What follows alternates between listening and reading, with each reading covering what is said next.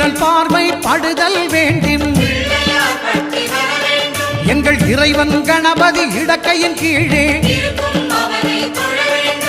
புத்திர பாக்கியம் தருகிற பகவான் சுக்கிரன் அங்கே குடியிருப்பான். அவன் கற்பக கடவுளை கண்டவர் தமக்கு பொன் பொருள் அள்ளி கொடுத்திடுவான்.